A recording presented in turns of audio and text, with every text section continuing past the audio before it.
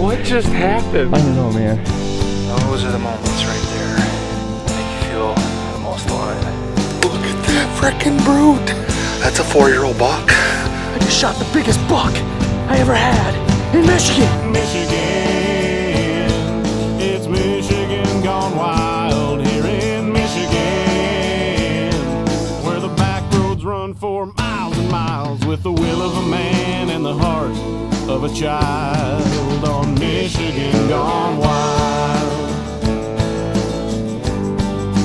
Michigan gone wild. Michigan gone wild. Well, welcome back to Michigan Gone Wild. My name is Charlie. We're going to get into a podcast with Mario with the Hunting Beast.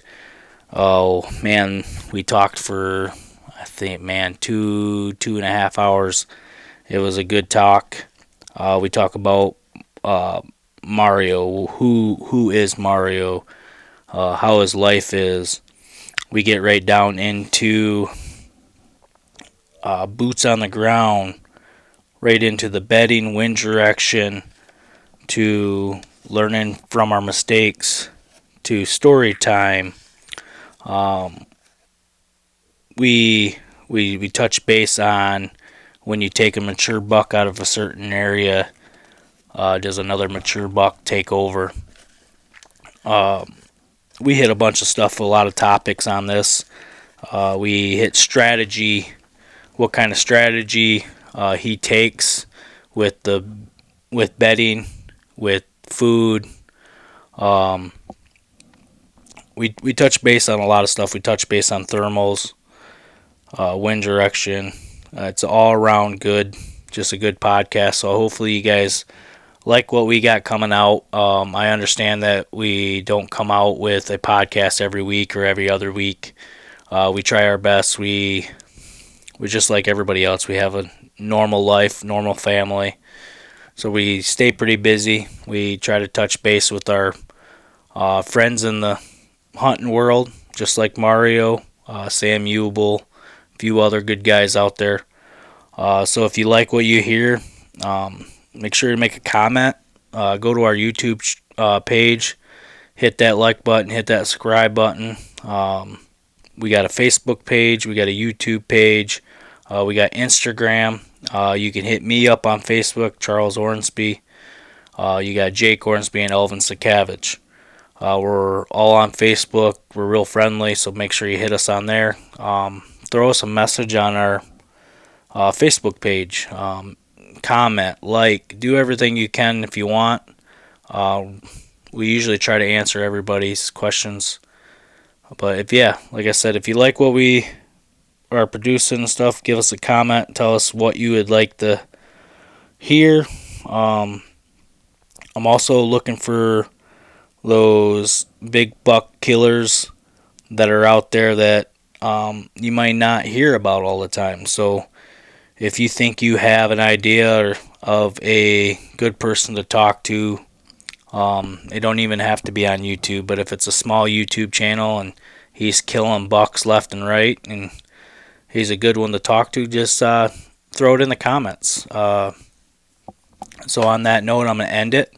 Make sure you go to our Facebook page. Make sure you go to our YouTube page. Go check out Hunting Beasts. Mario's got a couple older videos out there, but go hit him up. Make sure you go and hit up their, go look at their products. Mario is right back there. He's doing all the hard work, trying to produce all the product out there. So make sure you go and check theirs out. And I'm going to end it there. We're going to get right into this podcast with Mario. I think we just started a good friendship. I'm going to try to get him throughout the season, probably once or twice. So hopefully you guys like this next podcast with him. We talk a lot. Like I said, it's 2 hours long. So hopefully you guys enjoy, and we'll see you next time. Today we have Mario. How's it going, boss? It's going good. Going good. We're excited here in Wisconsin because we got a couple more days. Get to get out in the woods and start chasing some of those big whitetails. Yeah, for the ones that don't know it, when's opening day for you guys? Yeah, opening day is this Saturday, the 16th. So it's usually Wisconsin usually has its opener in the second week of September. So just depending on how that Saturday falls, is when it opens. Some years you get that little bit of our early second Saturday, so you can get the 13th. And those years, sometimes you can get a chance at a buck that's still in velvet. But Right on. You got you got a lot of you got any cameras out and stuff? Getting any bucks or I do use cameras, okay? and it's been interesting with the cameras.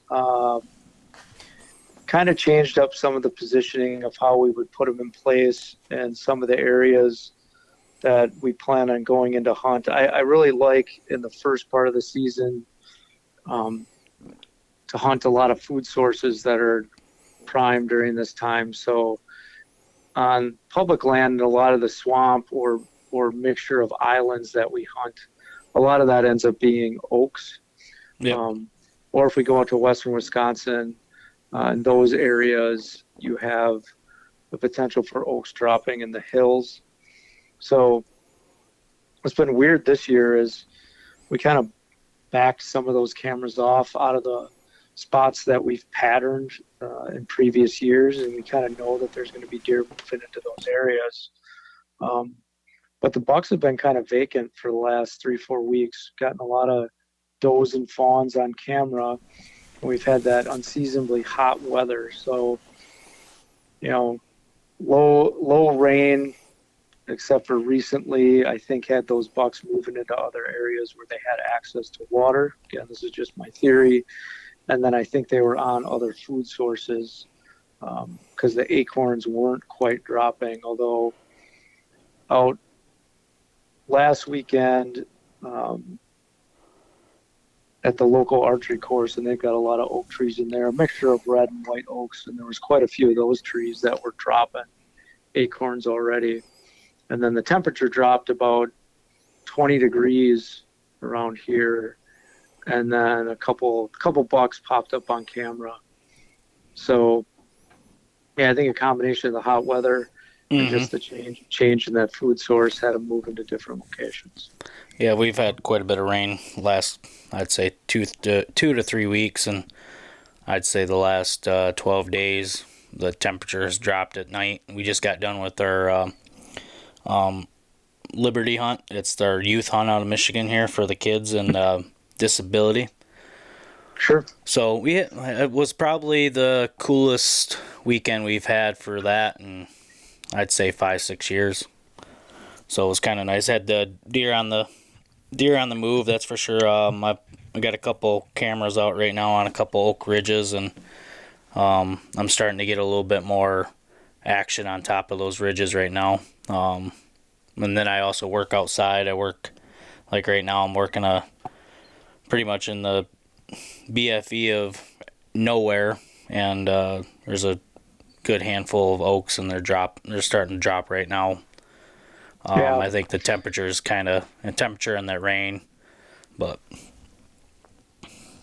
yeah, I think it'll be very spot specific this year with the oaks because the drought in some areas had a pretty big impact on the trees being able to produce nuts. So I think it's gonna, as usual, if you can get into an area and find out where that, just sit and listen and see where that main tree is that's dropping. If you can get in proximity to that thing, it should be pretty good. So I'm excited. Yeah. We went a whole year last year pretty much with no oaks, and it was probably the worst year we've had in a while. And this year, it's a hit and miss where you'll find decent oaks, then you'll find a tree that's just loaded. And especially with all this rain the last 12 days, it's just the ground's getting covered with them. So getting a little bit more movement, getting a little bit more excited. I'm a little different on my trail cameras. I don't truly go back on trail cameras. You know what I mean? If they don't work, they don't work. I just go off the sign. I went literally one whole season last year with pretty much no trail cameras because I just couldn't get one to work. So Yeah, trail cameras have been a big kind of debate as of late, because obviously they're a very effective tool. I'm kind of in the camp of, they might be one of the most effective and deadliest tools that have come in, the entire hunting industry, if you think about it, as far as tracking and locating and isolating a deer. If you really know how to use them and position them correctly, you can get some very good intel of when a deer is coming and going. You can pattern it against moon phase, temperature, wind, and time of day, and all those things. And it does provide some pretty good conveniences as far as accessing and locating those deer. On the other hand, it does take away. It can take away from a little bit of I would say, the thrill of the hunt or the excitement of just not knowing what's out there. Especially if you understand an area, and you understand an area might have significant bedding areas that produce decent bucks year after year. It's kind of exciting to go out there and not specifically know what you're going to see on hoof, and also just use the sign. And I do think, I always hang my cameras high, 1 to 2 sticks up. Get them about 10 to 15 feet up in the air, pointing down. I think that helps, but I still feel those deer, they have an awareness that those things are there. I mean, oh yeah, for sure. We're going through bear season right now, and I just got off the phone with my dad and talking to my cousin and stuff. They're out at camp right now, and they've had 3 or 4 cameras already destroyed this year from the bears. And if bears, you got your bears that can tell them what they are and they don't like them, and deer the same way. We've had elk even from up here because we got elk in our area.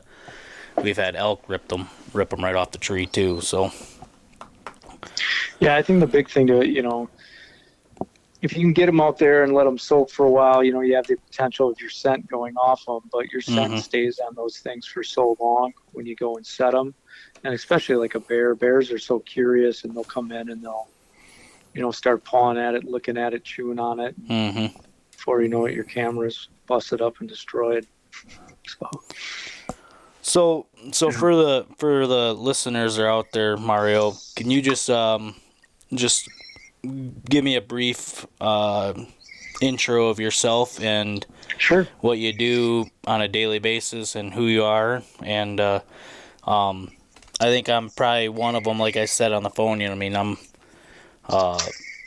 I guess I don't know a whole lot about you. You know what I mean? I don't think you're too much into the whole on the YouTube much of that, are you? On that part? I haven't. I haven't as of late done a lot of the YouTube stuff. Okay. A lot of my spare time is focused on running the operations of Hunting Beast Gear in the evenings and just getting all the logistical stuff and everything going with that. So, but yeah, a little background about myself. My full last name, Mario Trafficante. My dad was born in Italy, came over here when he was the age of 18. Him and my mom met actually on the south side of Chicago. And when I was 2 years old, we moved up to Wisconsin, like central Wisconsin. So my dad, he hunted a lot of small game over in Italy. So it was a pretty common thing for him to go out and hunt pheasants, rabbits, and bring that back for supper every night. And he continued that tradition. Part of the draw of moving up to Wisconsin and central Wisconsin, Columbia County, was the fact that, there was a lot of wild game there, waterfowl, rabbits, pheasants, so forth, that he could get out and hunt. It reminded him a lot of his hometown in Italy. But he never deer hunted over there. So as a kid, I spent a lot of time with him hunting small game, um, hunting geese, hunting ducks. And then as he got introduced into deer hunting through the people that he met in Wisconsin, um, that's when I got introduced into hunting as a kid, deer hunting as a kid. And we hunted public land as well as our family. There was a piece of property that a group of friends did work for a farmer and they had access to it. So that was land that we were able to hunt. And it was a pretty traditional setting where we would get together and do your standard Wisconsin deer camp hunt for gun season. It was a smaller piece of property, it was 75 to 80 acres, but it still provided a, pretty rich experience because during that time, the deer populations in central Wisconsin were pretty high. So, you know, we would get opportunity to shoot a lot of deer. Now, little did I know, knowing what I know now, that really that central, the mid upper part of the state right there is really kind of a gold mine for mature animals and genetics. But I was just starting out and learning with my dad at that time. So really then throughout high school, growing up, I was really into fishing. I probably spent more hours on the water casting a pole than I did in the woods chasing whitetails, and the Wisconsin River was right nearby where I grew up. So, and the river widens into a larger part, the bay of the lake. So I would spend a lot of time out there, and it was a good fishery at that time, 30, 40 years ago. You could catch a lot of crappie, white bass, smallmouth, walleye. So I would spend a lot of time in the summer locating and chasing down the various spots where I could catch fish. So, and then land-wise, it was just different back then. There was several contiguous farms that connected a lot of the surrounding area. And I can remember as a kid, you just walk out the front door and hike up into the woods, and a lot of the farmers, they didn't mind if you just kind of went on a walkabout and walked all over the properties and kind of went exploring as a kid. So that's how I spent a lot of my time, is on the water and in the woods. And then I got into playing sports. I played football, ran track, and I wrestled. And wrestling really took over a big part of my life. I mean, I wrestled either as an athlete or as a coach for the better part of 35 years. I coached for 15 years at the collegiate level, Milwaukee School of Engineering. I wrestled at University of Wisconsin Whitewater, which is a state school in Whitewater, wrestled all throughout high school. So that's a big part of who I am, and kind of what I'm about. I really love that sport and love everything that it had to offer me. It did a lot for me when I was a kid, and as I grew older into my younger adulthood. And then, of course, I was able to give back for many years with coaching. And then met my wife in college. She actually went to Whitewater as well.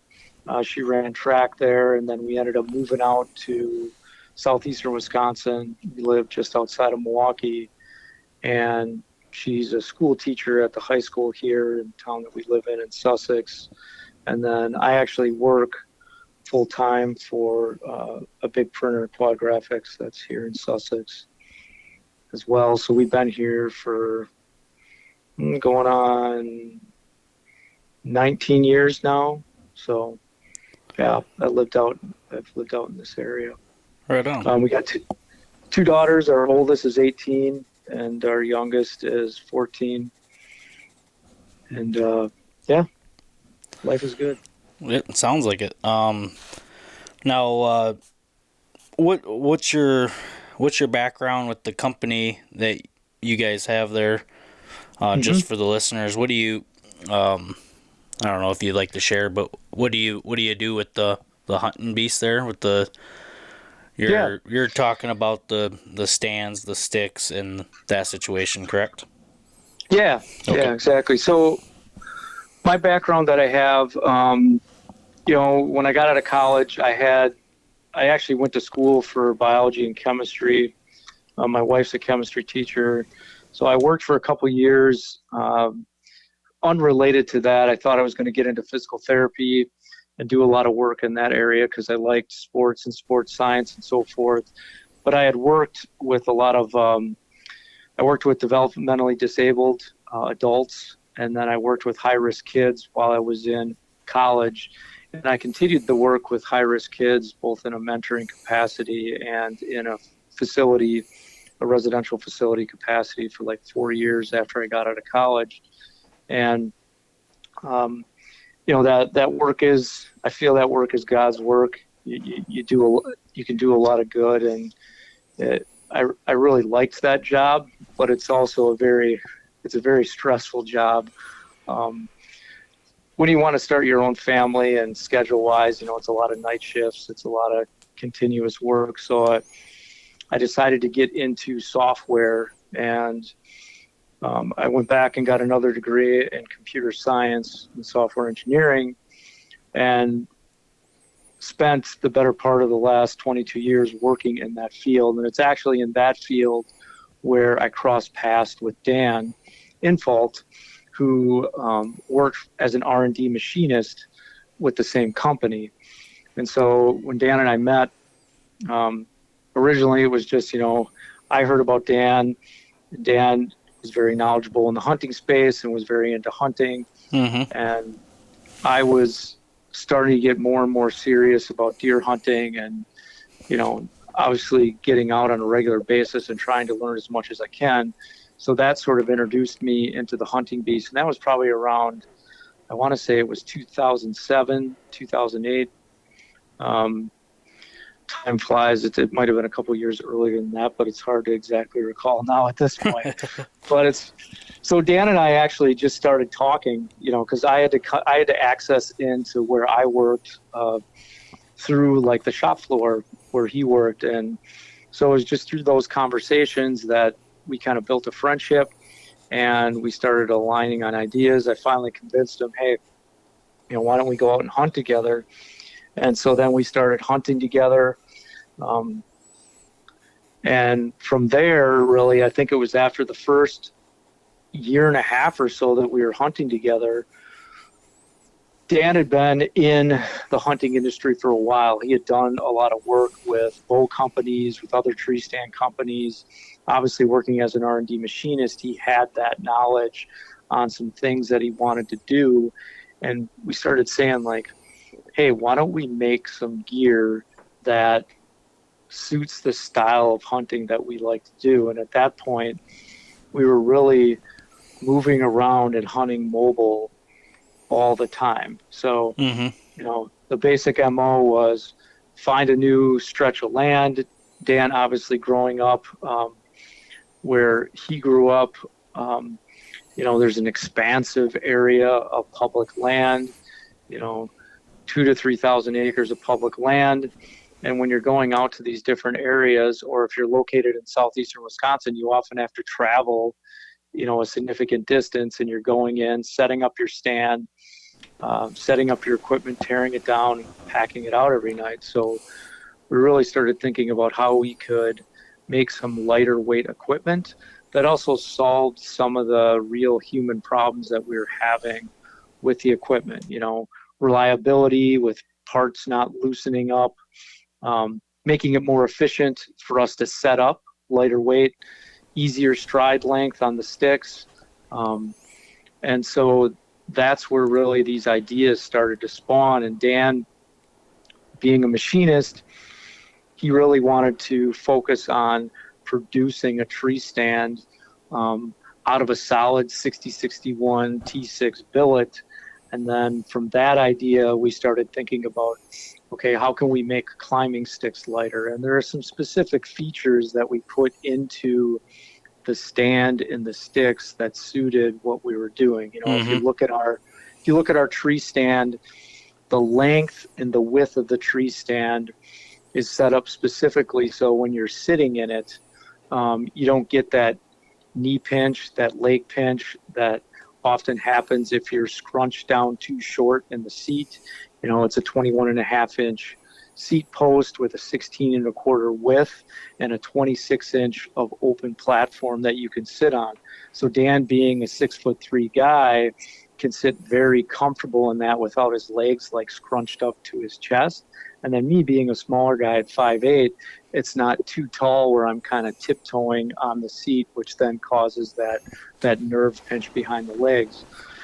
And then obviously by doing it out of a solid billet, we were able to lighten the entire platform and setup all together to where, we're pushing over 50% the weight of anything else that was out there on the market when we released it back in 2017. Mm-hmm. And then the climbing sticks, really there was nothing out there that was doing anything with a double step, a fixed double step that had an angle on it. So, we wanted to develop that feature specifically so it kind of took the guesswork out of where your foot placement was when you were stepping on and off the stand. And also it's just much more efficient to climb up a tree when you're not worrying about where you're placing your foot going up and down. And then in addition to that, by creating all the apertures and the way that we fixed the step to the antler bracket and to the tube itself, that's all locked in and specifically designed so that it wouldn't move or it wouldn't wear out, because we are setting up and tearing down these things, 30 to 40 times a year. Dan at times has recorded upwards of 95 individual, sits in a given year. So we wanted to make the stuff for the daily hunter, but also the guy that, if you had your own private land and that animal moved just out of reach, because we've all kind of been in that situation if we're hunting out of a fixed set and those deer start to learn where you're at, that you could easily, have this set up, go grab it out of your garage or whatever for the next day and make a move on that animal, set it up, and then hopefully get the kill. Yeah, I came down to the mobile expo here in Michigan, and I was only there for a few hours, but that was the first time I was able to get my hands on your guys' setup there. You know what I mean? You guys had a full setup already on a tree stand with the sticks, and you can just pick it up, put it on your back and stuff. That was the first time I ever had it physically in my hands, and I'll tell you what, if somebody hasn't done it yet and had it in their hands, it's from watching it on YouTube and people talking about it and doing reviews to having it physically in your hands is a big difference. I think personally, I went down there with an open mind for everything. You know what I mean? The whole saddle hunting world, and because we're all tree stand hunters on our side right now, and all three of us are kind of going back and forth on the whole saddle hunting and maybe changing our setups for tree stands and climbing sticks. And so it was a good eye-opening to go down there. And believe it or not, that's one of the big reasons I wanted to talk to you, Mario, is because I was down there when you guys were doing your thing on Saturday. You, Dan, and the guy here from Michigan. I can't think of his name right now, but out of all you three talking, you're the one that kind of stuck out to me. So I was only there for a few hours. I only had a few hour window to check everything out, but yeah, appreciate it. Yeah. No, so a lot of the thought process and the designs that went into what Dan and I wanted to do with the products was, based on our experience and what we pulled in from the community. Because Dan, had a big following. He ran his Hunting Bees page, and we get a lot of feedback and a lot of requests and just a lot of ideas that spawned out of what people were going in and doing every day, hunting on public land. And we also enjoy talking to people and just listening to their stories. I mean, one of the greatest parts about this is just connecting with everyone in the hunting community and listening to the different stories and the different things that they learn by the content that you put out, and then them going in the woods and having the hunt of a lifetime or executing on a buck that they never thought they would have had the opportunity to get after or kill. So it's pretty cool. It's pretty cool to see people do that and hear those stories, because those were the same thing that we were experiencing when we were prototype testing all this stuff in the early years before anyone even knew about it, and it was that same feeling that we were getting with the equipment, and it's great to be able to share that with people. And now obviously the industry in this niche of mobile hunting, I mean, it's exploded. There's so much choice out there for the consumer, and you have a lot of options. And I look at all this stuff as it's all tools, right? And tools and preferences that people want to use and need. And I'm a big systems guy, so I think it's like people need to figure out the system that works best for them and get comfortable with it, and have that confidence. That's going to make them the most confident when they go into the woods, along with trying to learn all this other stuff that's being shared out there as well. Yeah, I agree with that. Yeah, there's quite a bit of other vendors and stuff at that expo, and it was pretty cool. That was my first one that had that many options to choose and look at, and I just I just can't get my mind past the whole saddle hunting, and it's just the point of I haven't tried it and anything. I'm kind of old school, and then when you can grab a hold of the B stand or one of the lone wolves or anything like that, and you have the options to stay with the tree stand. You don't have to do the whole saddle mobile hunting. You know what I mean? So I think it's nice to have that option out there, and you guys are one of them. And I'm gonna me personally having both tree stands in my hand. The B stand is for sure the nicest and the lightest and so compact. I like the whole point of the compact portion of it. Yeah, personally, thank you. Appreciate it. Yeah. And to switch gears there, Mario, and get into a little bit of deer hunting here. Now, Dan Infault, he taxed the bedding. Are you in that strategy too, where you're targeting that bedding area, or do you bounce around from food and scrapes, rubs, and then bedding, or do you just go straight to bedding? Yeah, I mean, I'd be hard pressed to say that I'm not, indoctrinated into the whole bedding area concept, because I just think, I think once you start thinking about where deer bed and why they bed in those areas, it changes your whole perspective on how to hunt them. And that doesn't mean that, you're not looking for scrapes, rubs, thermal hubs have been a big topic of conversation this year. It seems like across a lot of people, and how deer are using, transitions or corridors. But what I like about focusing in on potential bedding areas or areas where deer are bedding, and mind you, that does change depending on the time of the year. So, I always tell people how I began to learn this. It's like, your first time out when you're starting to scout and you're looking for beds, you're not really thinking about the time of the year. You're just out there trying to find a worn out spot in the ground with some hair in it, right? Mm-hmm. And then you're excited because you find that. And then you find, and then you may go back and hunt that. If it's in season, you may hunt it, or you may hunt, find a spot in the spring or in the winter, and you go back and hunt it in the fall, and maybe you don't see anything, but then there reaches a point where you start understanding that these deer are going to these bedding areas for specific reasons, during specific time of the year. And that can be related to food. It can be related to safety. It can be related to breeding cycles. Obviously related to different types of pressure that they might have, water sources. Mm-hmm.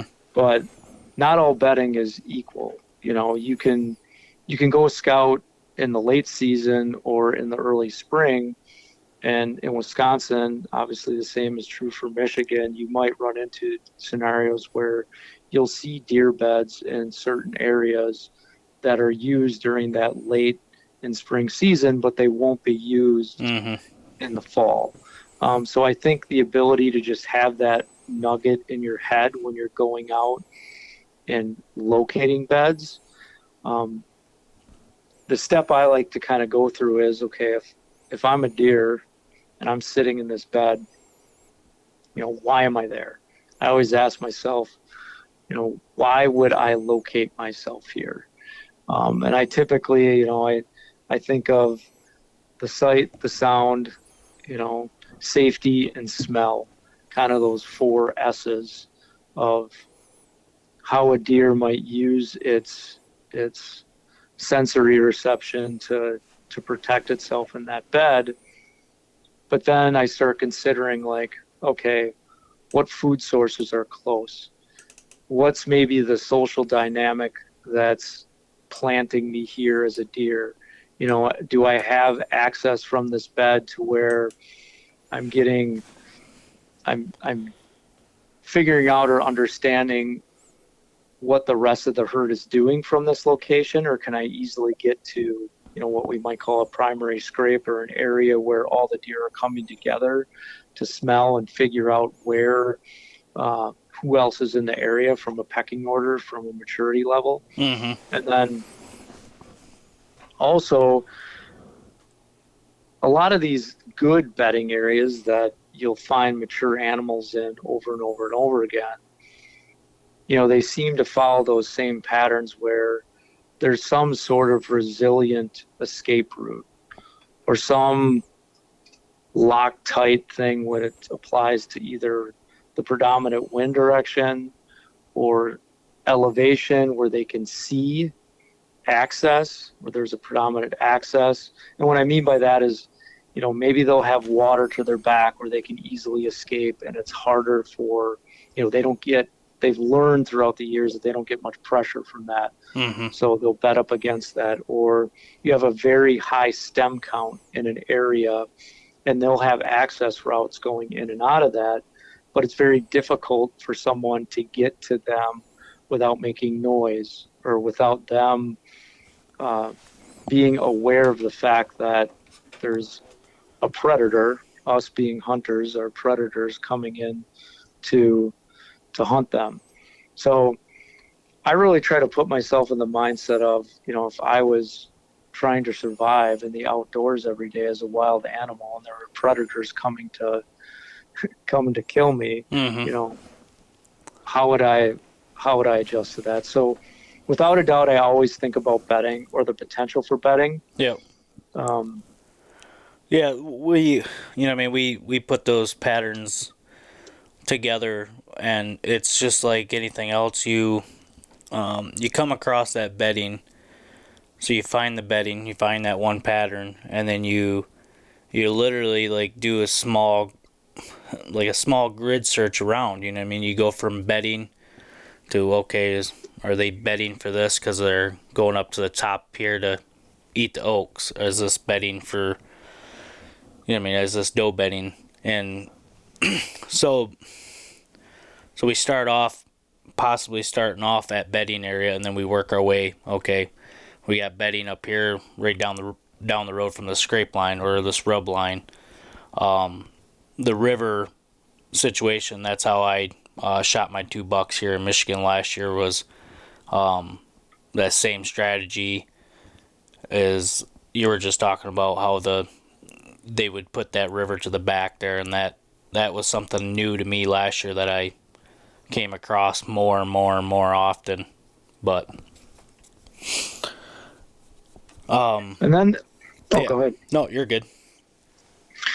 Yeah, I think, as you progress beyond that, I think food source I really like hunting during the early part of the season. And I don't mind actually if it's really hot weather and, other people don't want to be out in the woods. It's great because it's less crowded on public land areas. Mm-hmm. Because I've seen even in the hottest conditions that the deer are going to get up and move. They're going to get up and move because they live in those environments, and they're adapted to it, right? Their patterns might vary a little bit, but that early part of the season, you can often catch them doing things that they might have been patterned, throughout the entire summer of doing. And I think this really comes into play, not necessarily for the brand new areas that I've scouted. Like, I have a couple brand new areas that are closer to up north this year, where I grew up, and I haven't deer hunted these areas yet, and they're pretty large, like expansive public areas. Now, I've walked them a half dozen or so times and kind of made some assumptions and stuff. And the nice thing is, in a couple of these areas, they actually have corn on the public land that's adjacent to some of the bedding areas that I located. And that's of interest to me. So I think, well, you've got potential food source. There are some hilly areas that do have some oaks that are potentially there. So sometimes you're just making an educated guess. Especially now in my situation. I mean, I think ideally, if a guy has the time, you're going to put boots on the ground, locate your bedding. You're going to, walk that bedding back and understand how that deer might be entering that bedding and why. And then also understand the different exit routes that deer could be taking. So just, start to do centric circles around a bedding area, not necessarily a specific bed. And a bedding area is a place I would describe that, it's a high stem count area that has multiple, entrance points and exit points, ideally, and it can hold, potentially more than one deer, but it just has a feel for a safe zone, right?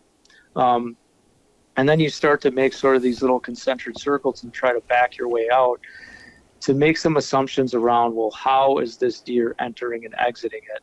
Now, historical rubs can tip you off to how that deer might be entering and exiting it, but you might not always have rubs depending on how much competition is in the area, right? That deer might not be rubbing that much, or it might not be rubbing in that bedding area. So I also look for a lot of alternative browse. So I take a look at a lot of the plant. We unfortunately have a lot of buckthorn that grows in many of these areas on public land. So you can often see a lot of the buckthorn browse down. They like to eat, like stinging nettles. You'll see that browse down a lot. So I look for those areas during the summer where you see a lot of heavy browse, where deer daily are walking through and they're browsing down. And then trying to match that with a larger track or a mature track that's coming out of an area always helps. So then I kind of blow that out and I look at, okay, I believe the deer is, entering a bedding area in this way. I believe the deer is exiting a bedding area like this. And then I start to think about, okay, if I'm going to set up on this, where is my predominant wind coming into the area? And what type of wind would I need in order to be able to even hunt this? And is it even huntable based on what the wind is doing? And I think this is where having that woodsmanship and just getting out there and getting up to bat and doing it time and time again, you start to learn, how stuff actually plays out in practice. Because you could have a wind coming in from the west, but let's say you get, you're getting in 75, 100 yards from that bedding area. And depending on how the topography lays out, you might have a an area that opens up a bit, or you have a change in the high tree cover, and that wind is going to shift and do something different in that immediate area. So I start to look at that type of stuff. Like, how is the wind going to flow through this place? Like water flows over rocks in a stream, right? Yep. It's not just going to blow in a straight line. And so I tend to think about that when I'm on foot, and I'm thinking about that on my setup as well. Am I going to get swirls? And then depending on the elevation and how much sunlight is coming into an area, I try to estimate, what thermals are doing. Now, ideally, this stuff's been repeated a lot over and over again, but if you can, during the summer months, depending on how accessible some of these spots are, if you can actually get out and observe either adjacent roadways, adjacent fields, or actually peer into these bedding areas from a point of elevation without alarming the deer, they're knowing you're there, there's nothing better than actually seeing an animal get up and move in proximity to where you think they might be bedding. Mm-hmm. because that kind of puts all the pieces of the puzzle together. But to be honest, for a lot of folks, including me, that I feel like that's a factor of time, and it's hard to have a lot of time to get out on the road at the end of the day and do some of that glassing during that critical time to see how these deer might be accessing adjacent fields, and then to try to put some of those pieces together. And you might be several hundred yards away from a bedding area, but if you see a buck appear in an adjacent bean field, or you see them access, a CRP field, even if it's adjacent private, then you might start putting together some pieces of that puzzle where, okay, I've identified buck bedding here, I've cut some tracks, I've got some generational rubs, I know there's a food source here. Now I've spotted that deer a few nights in a row in this adjacent field that's in the direction, that I believe him to be coming out of bedding. And, that's where you could really start putting the pieces together to get in there and kill that animal. I would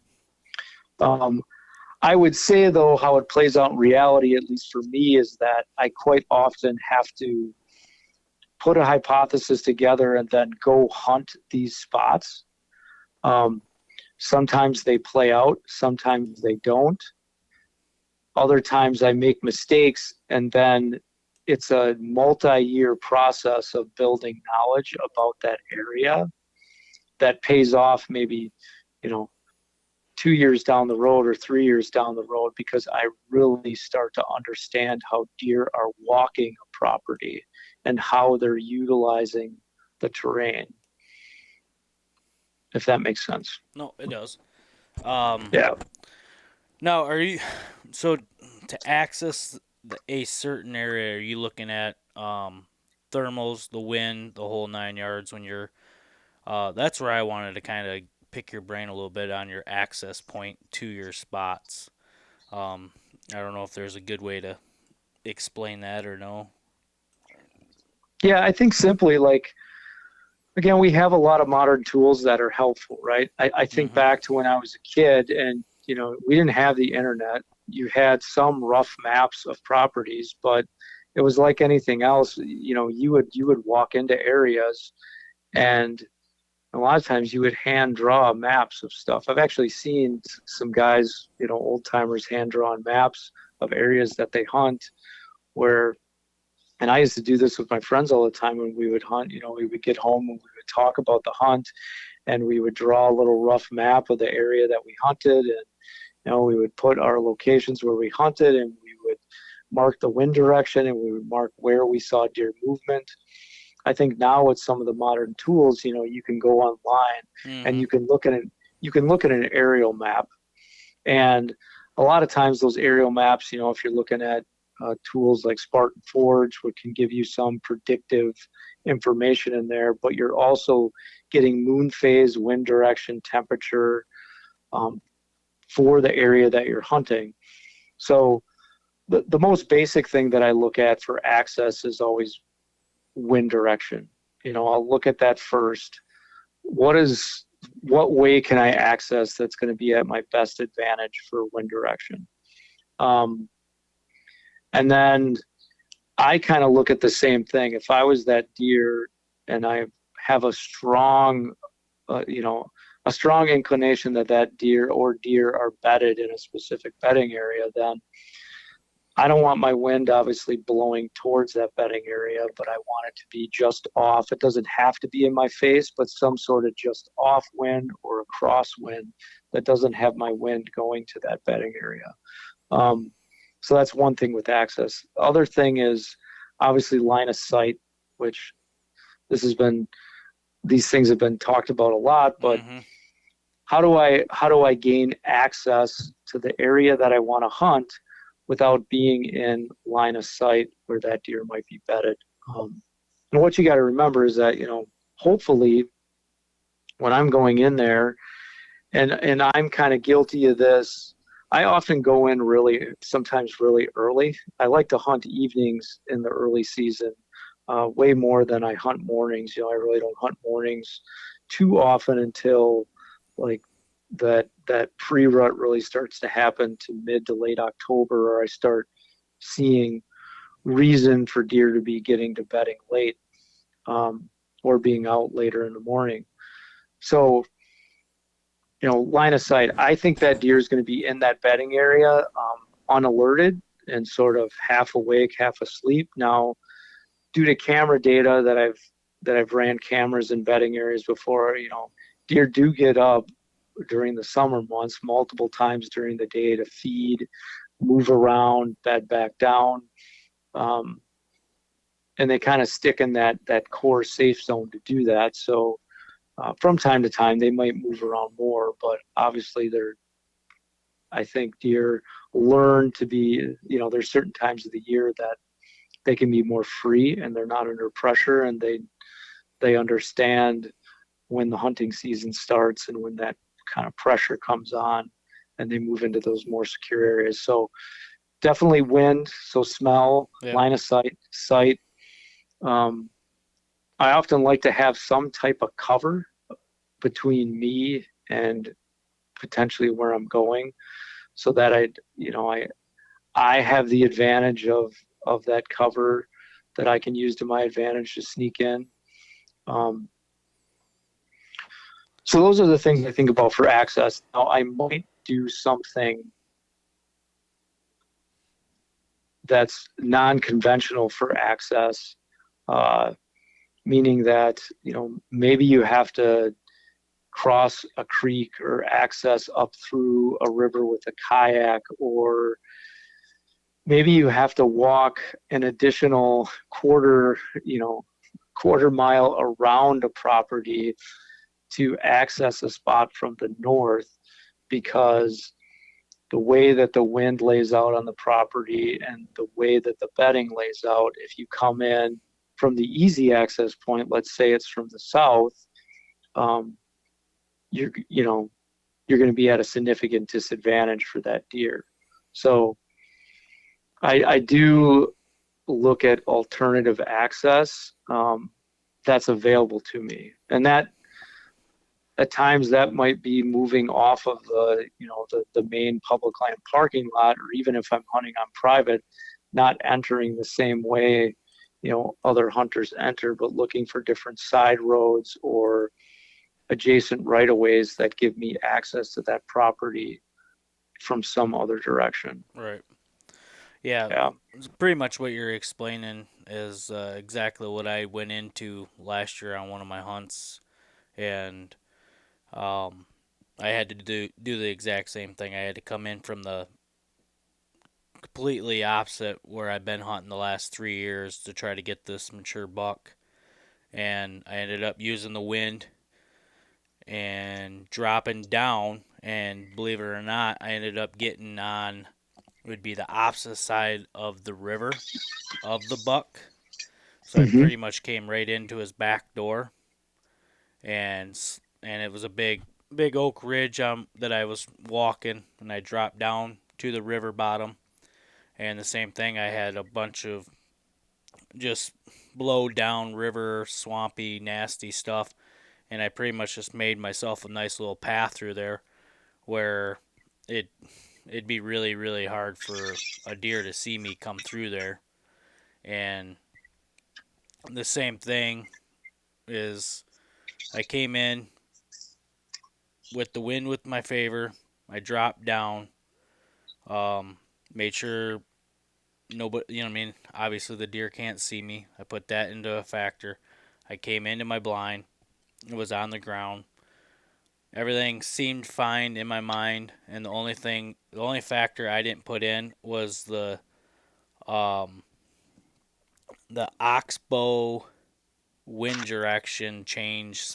Uh, that big where the wind is perfect, but it hits that certain oxbow on the opposite side and just makes that wind come right back at you. That's the only thing I Sure. didn't put into factor. And I listen to a lot of podcasts and stuff when I'm working because I'm an operator, and you just listen to other people talk about it, and you're like, man, I just never thought of that. And it really get in. It hit about that 10 o'clock, 11 o'clock is where that window opened up on those oxbow wind direction change, where the wind was blowing in my face when I first got to my stand, walked down to my blind, and now the wind's blowing the right of me now. You know what I mean?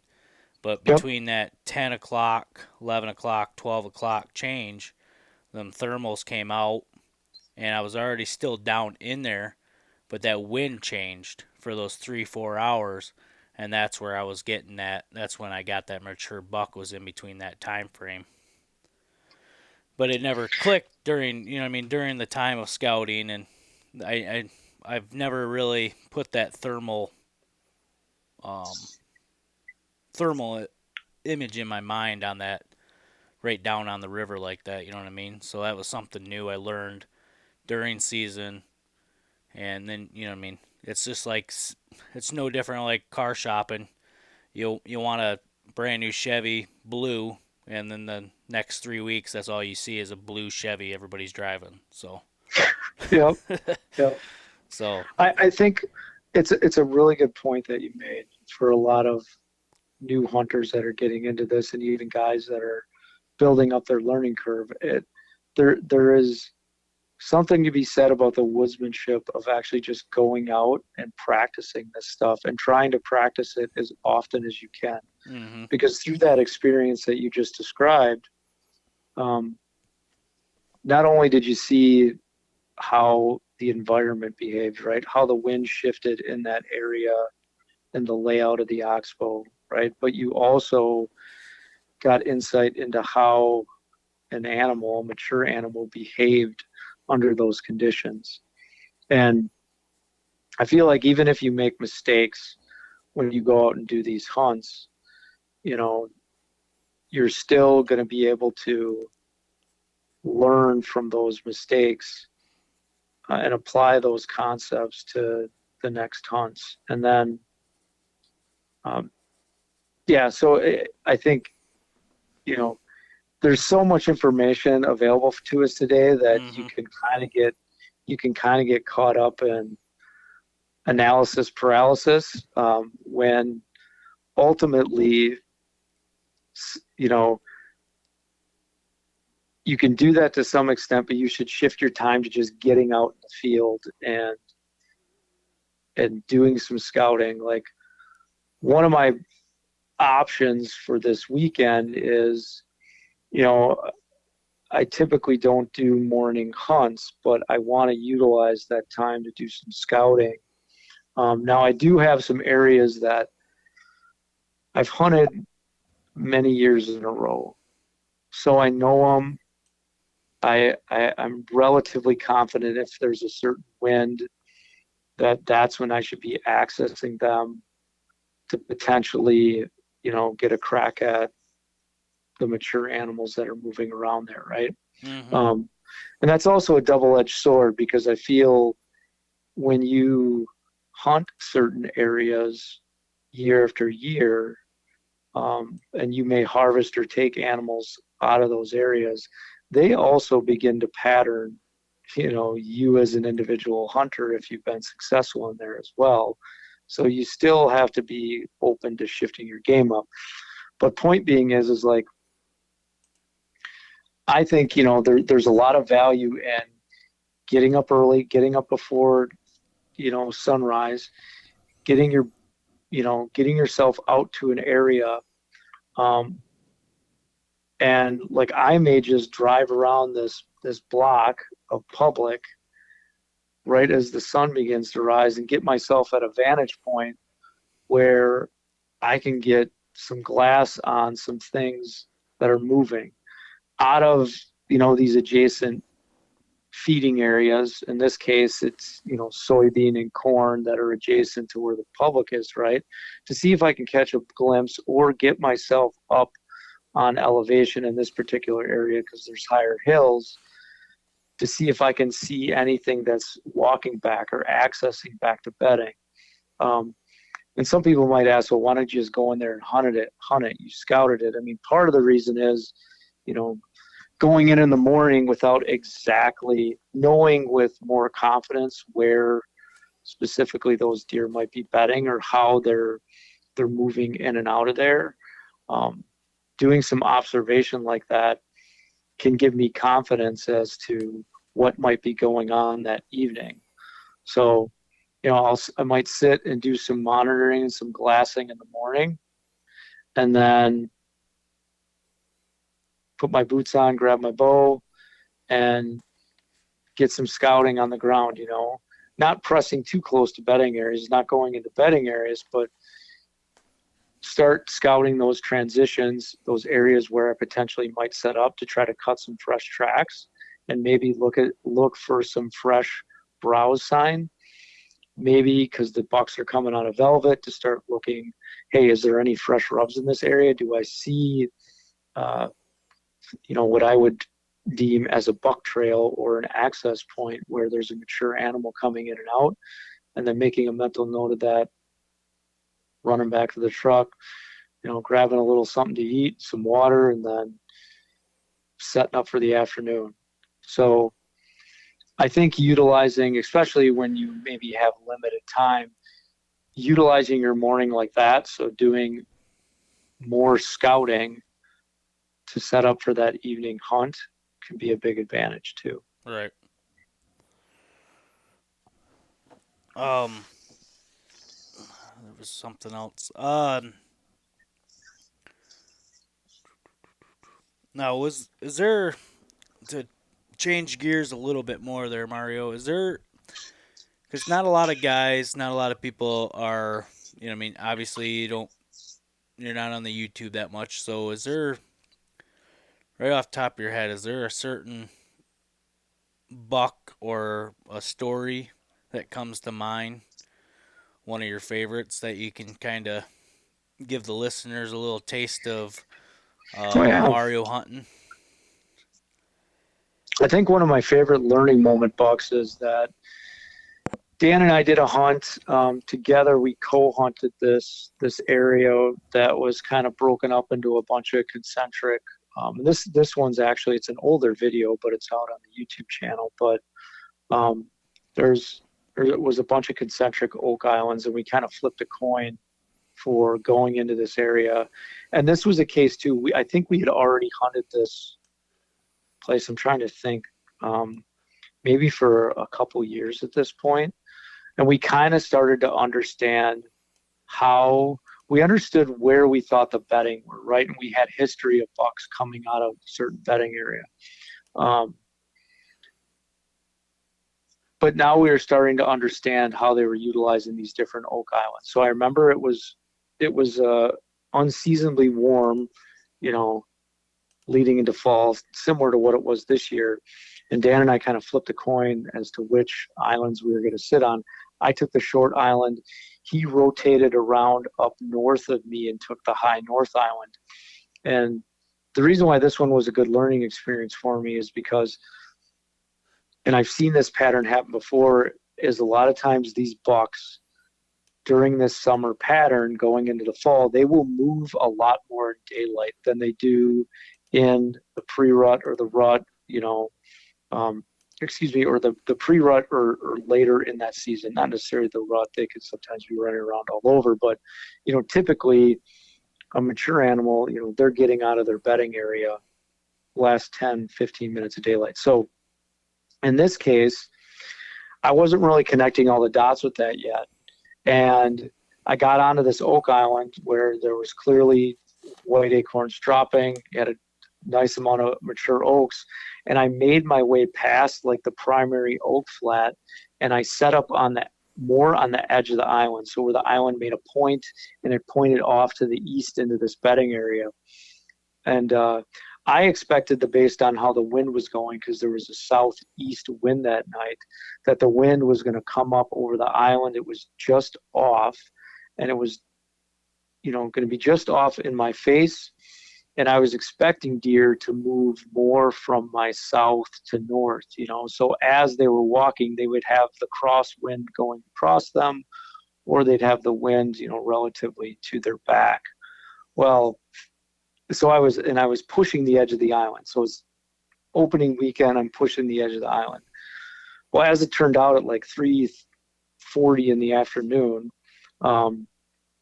this very nice, probably 145-inch, 150-inch 10-pointer came right out of the bedding area. Now, not to my southeast, but actually to my northeast. So if you think about how the wind was coming, I was on the edge of the island, and that wind was blowing in from the southeast.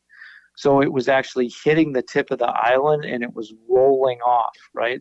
So it was rolling a little bit north, if that makes sense. Mm-hmm. So when that buck came in, and this is actually, you can find this video on the site. I don't remember what we named that video, but he comes charging in and literally stops like 15 yards below me in this huge thicket of buckthorn. So I can literally see him with, my naked eye, and I'm sitting there, but I have no open shot. And he's giving me the stink eye, like looking up in my direction, because he's smelling my wind and thermals like swirl around as that, right? So he turns and he takes one big hop. And to this day, I don't know, I usually watch that raw footage that I have like a couple times before every season since it happened. Mm-hmm. But he took a hop and he got like 30, 35 yards out from me, when I assess it and look at the footage now, and he just slowly walked away in the swamp grass. And, and I think back, I remember, I think I whispered in the camera, like, son of a bitch, it's like he turned a little bit and just walked straight away out of my dreams. But here's the cool thing about that hunt is that what I learned is that if I would have known what I know now, I mean, always ifs and buts, but if I would have set up like 40 yards back, I would have been on the back side of that primary oak flat, so I would have been on the west side of it instead of the east side of it on the edge of the island. That buck would have walked right into that oak flat and walked up onto that island. I mean, he wasn't looking around. He wasn't feeding. He wasn't doing anything. He was marching straight out of that thick lowland marsh bedding area to that oak island. And I probably would have had a chance to kill him. And the thing is, I've had that pattern on two other bucks happen again, one of which I killed, the other of which 2 years ago I shot and missed, which happens. And other years I've had that same pattern happen in these opening 3 days. Again, I'm talking an oak flat island where I understand where bedding is. So, bedding is to the north, south, east, west, and I set up based on directionally where I feel those deer are going to be coming from. And I'm telling you, like 3:30, 3:45, 4 o'clock, these mature animals are marching in to this oak flat to feed. So that was a cool hunt. It really taught me a couple things. One, to not set up so aggressive on the edge of an island in the early season, like save that for pre-rut, save it for later in the season when these animals are pushed back and they're not moving so far in daylight. When they're in their summer patterns, they're going to move a little bit further. The other thing it taught me is just about being more aggressive in that moment of truth. You know, that deer made a jump, he turned broadside to me, and he started walking away from me. There was an opportunity there when I look at the video that I could have set up on him and taken a shot on him. I think the Mario today would have taken a shot on him. And it could have been a very ethical shot because it was about 35, 40 yards when he first made that move. I was kind of dumbfounded by the fact that, one of the biggest bucks I ever had on hoof in front of me was sitting there at 3:45 in the afternoon, on a hot day. There was that hunt, another hunt that again built this, why I got super excited about doing mobile hunting and understanding these patterns of bedding to food, and specifically tied to the time of the year. It was, again, in the first week of the season. This particular area we had been stage hunting back, so there's high ground areas, low ground areas, and then concentric islands. And there was a small island that, again, we had an assumption that there was bedding to the north because we hadn't fully scouted that area, but the way that it laid out, there was a lot of red brush and cattails with a river that was on the backside of it. The way that channeled in connected right to the north end of this smaller island. And then you had to cross a little bit of a swampy area, and then you were up on a higher island that was loaded with oaks. So if you think about it, there was like a bedding area, a small staging island, and then an oak island. So we knew we had to get onto that small island to hunt it. And I had a just off wind, so it was coming out of the northwest. So basically it was blowing from bedding down across me off the tip of the island. And that hunt, again, I learned a lot because I got in there and I could see a really faint trail, like leading back into where, quote unquote, we thought, potential buck bedding was. And that trail was at 12 yards. There was another trail that was at 25 yards away from me, kind of on the other side of the island. These are relatively close quarters type of situations because you get a lot of, we've had ash die off, and at that time there was still ash was actively living. The emerald ash borer hadn't destroyed a lot of the trees, so you had some thick foliage on ash cover, and then you had some buckthorn that was mixed in there.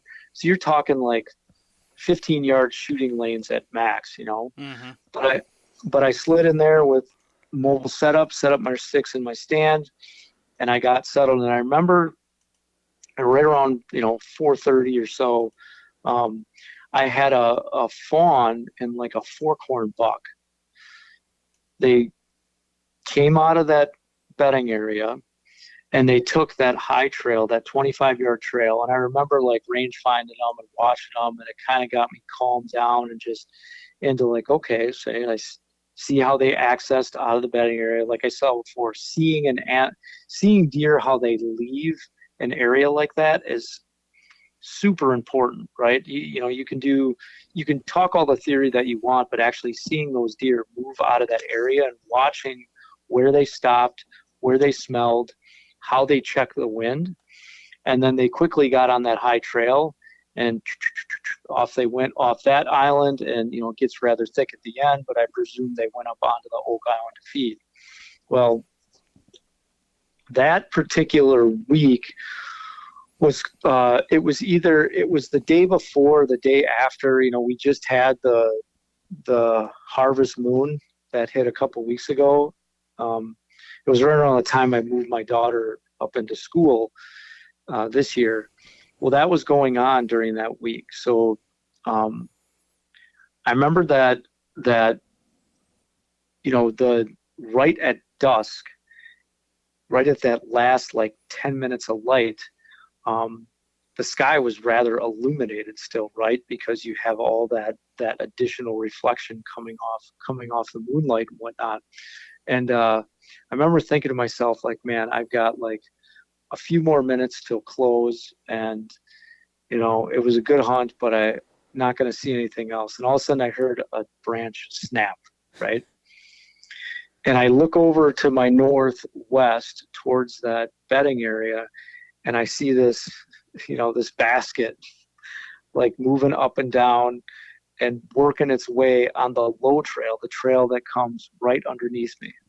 And that buck, in literally the last amount of daylight that was possible, came right out of that bedding area, walked right underneath me at 12 yards. And he wasn't like a giant. I'm actually looking at him right now. He sits on my file cabinet. I actually European mounted him, but I called him the Swamp 7 because he was he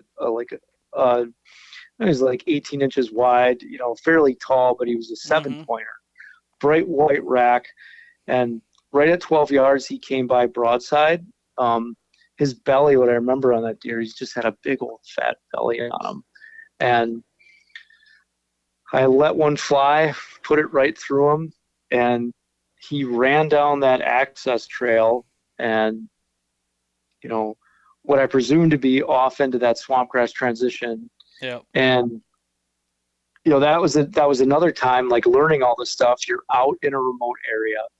I got all my stuff down, packed up all my gear, and I'm thinking to myself, okay, I've got like a mile walk back. I just shot this buck. I think I got a good hit on him.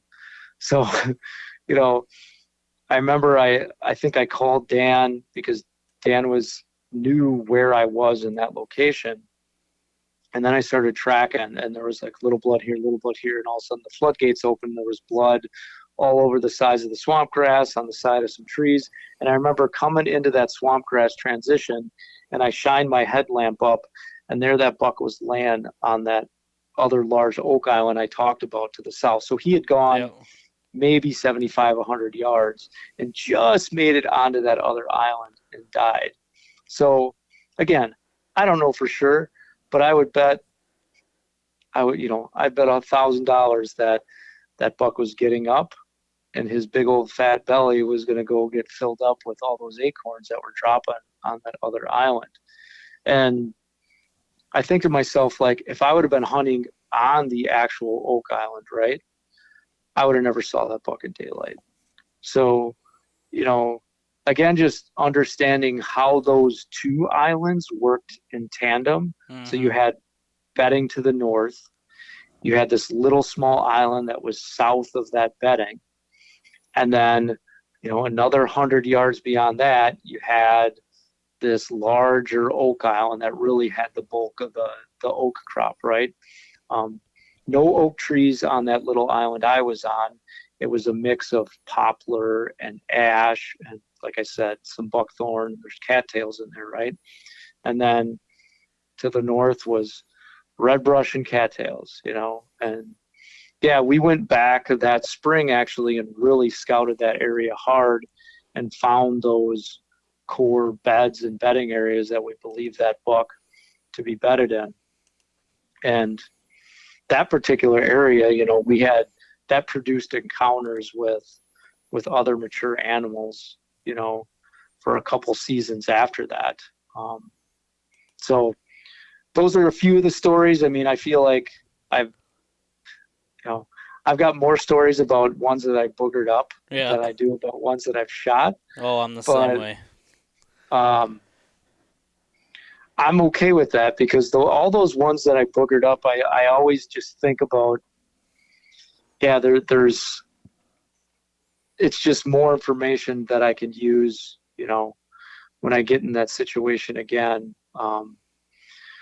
This will sound kind of weird, but you probably, I don't know if you experience the same thing, but sometimes I'll get into these areas and you'll have like this feeling like you've been there before, or you'll have this premonition, like things feel similar to other places that you've been. And I think that when you start spending enough time out in the woods practicing this stuff, that's when you start to realize like, hey, things are clicking. Um, so yeah. No, I get that a lot. Especially we're starting to venture out and do a little bit more out of state hunting as a group and everything, and I'm starting to click on that a little bit. I'll find some good spots out of state, and then when I come home, it clicks, and I end up going and finding those exact same spots where I went to these bigger states and ended up finding the deer. And then I come home where the deer are, I don't know. Me personally, I wouldn't say harder. They're just there's your choice of what size of buck you want, and you find those mature bucks out of state, and then you come home and it's same feeling. You just like, oh man, I've been here before. Um, Mario, do you hunt out of state quite a bit or no? I, I have plans to, but as of right now, um, I've been so busy, like Yep. my kids are of the age where it's we spend a lot of time with my kids, you know, running stuff with the business in addition to having a full-time job. So I have the time to focus on the area that I have now. My quote unquote out of state is running to the complete opposite side of the state, to western Wisconsin and hunting out there, or Okay. traveling a couple hours north or a few hours west to hunt. But yeah, I haven't been able to get out of state and do a lot of hunting. I do have some good invites this year to like Missouri and Illinois, but I have to kind of I have to. This unfortunately, it's like this time of the year is a busy time of the year for everyone in my household. So I just try to balance all that, and a lot of times that means I focus on my core area here and getting a buck on the ground, and then if the opportunity presents itself, my wife always tells me you just got to go and do it because Mhm. you're always going to be busy doing something. But Yep. um, yeah, Well, life's a little short too. Sometimes it catches up on you, and but family, I mean, obviously family comes first, and if it, I mean, if I could, I'd leave right now and hunt until end of January if I could. But you got to choose your time, choose your family time. You got to choose you got work, you got everything else, and life just gets in there. And we got one. Well, technically it's two states um, planned for this year, and then we got our deer camp here in Michigan that we always do for gun season. But we plan on going to Illinois for a few days, and then going straight over to Ohio for a few days. Just oh, enough time. nice. Yep. I mean, we're not talking a whole week or anything. We're talking about 4 days and then 5 days in Ohio and come home and then we do our Thanksgiving and stuff with our families and um, we got one of the guys that come over. I think he went to Wisconsin last year, hunted opening weekend.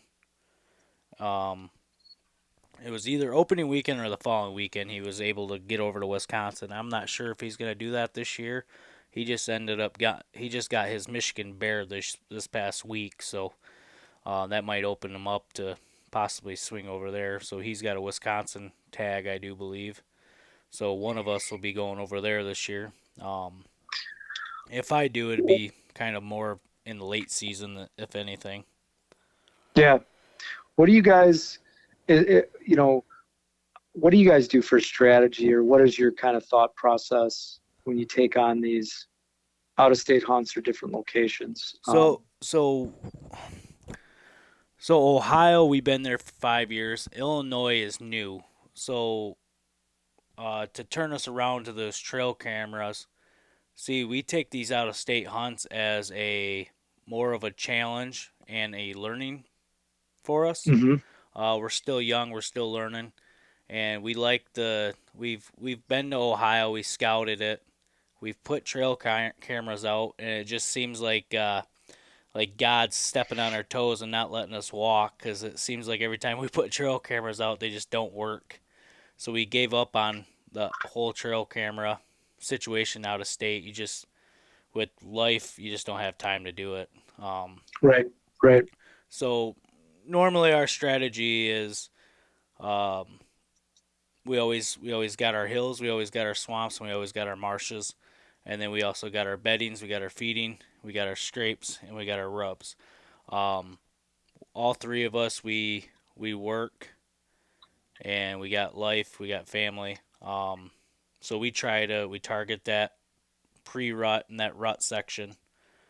So we'll be out there in the beginning. We're gonna head out Halloween, right after Halloween, and we'll be out of state right up until the 15th of November.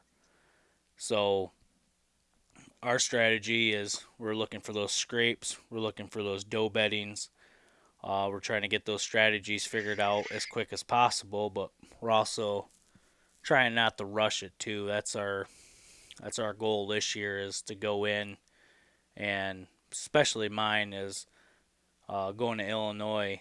This year is more of a opportunity to have that time in the woods, so I'm going to take every bit of it and use it more as a scouting trip. If I get something and get lucky, I'm gonna take that shot. But the strategy that I'm gonna go through is we're looking at a little bit of a hill country, and then I'm also gonna shoot down into the river bottoms and try to hit that up a couple times. So Nice. so the strategy we're looking at is pretty much as similar as yours.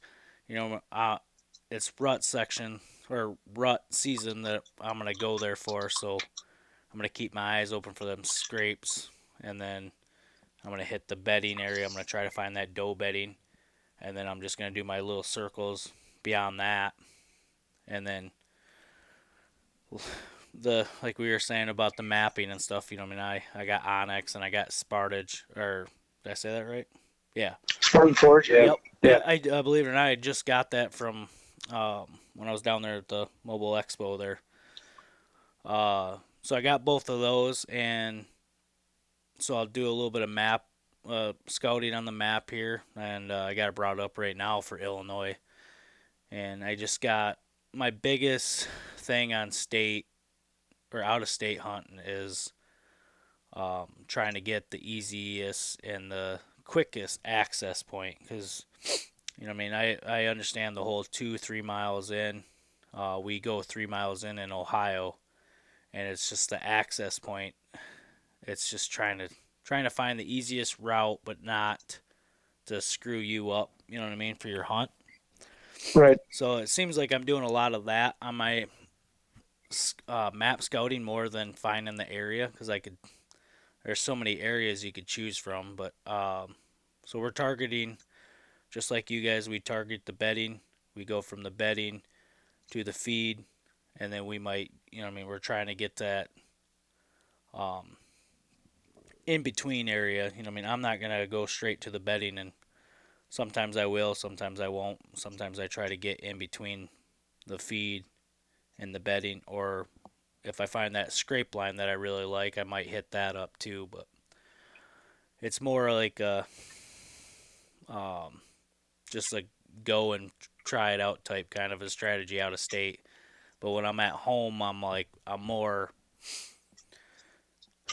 I'd say more towards the bedding, um, but that changes so much come the rut here in Michigan because the bedding areas they're everywhere. It's Yeah. it's crazy how many we don't have that many deer, but it just seems like they bed in weird places compared to when we go out of state and stuff. Like Ohio, when I go to Ohio, I mean it's where we hunt. It's hill country, and it's kind of like you can almost look on the Onyx and like literally and go point and go, oh, that'll be bedding right there, and then you go scout it, and it's pretty close to bedding. Here in Michigan, you'd be walking a marsh and just come out at the other end. Oh shit, here's a hill, and it hunting in Michigan and going out of state is two different things in my mind. So our strategies change from state to state, I would say, if that makes Yeah. sense. Oh yeah, that makes sense. So I think we have a tendency too in our home state to put a little more pressure on ourselves as Yep. far as like historically maybe what we've taken as an animal versus going out of state. You can be a little bit more adventurous or maybe a little bit more loose with that because you maybe don't necessarily have any precedents that you have to lead up to. Mm-hmm. That is one of the big reasons why I enjoy hunting this style of hunt, because even, when you go off into new areas, I mean, it forces you to use more of that woodsmanship and kind of learn based on what you're seeing on foot. And that's a lot of fun to me. Yeah. It's a lot of fun going in an area and trying to figure it out. And, the worst possible thing that can happen, well, I guess, you could sit and not see nothing. I consider if you end up seeing a nice one and he smells you or sees you or you miss a shot, well, you were 99% of the way there, Mm-hmm. So all the other pieces came together. So I think that's a really exciting part about it. Well, that's Moving around. one of the members on the team here. He's my cousin. He hasn't been out of state, and last year was his first year going out. And we took him to Ohio with us, and he's one of those, just a Dan Infolt. He's got so much knowledge. He's in the woods literally 7 days a week. He's a guide here in Michigan, so his boots on the ground they literally just stay on the ground all week long. So taking him out of state and putting his mind from Michigan to another state was amazing to watch, because it was just you take a pressured land like Michigan, and like I said, I don't think it's hard to find those mature bucks, but it's not hard to find the bucks, if that makes sense. It just depends Right. on what you would like to take for that year, I would say. And Jake is one of them guys that he can literally go into the woods and just find that mature buck. And it was cool to watch him do that in Ohio. And then even him being who he is, he even learned a lot from Ohio that he brought Now, back to Michigan.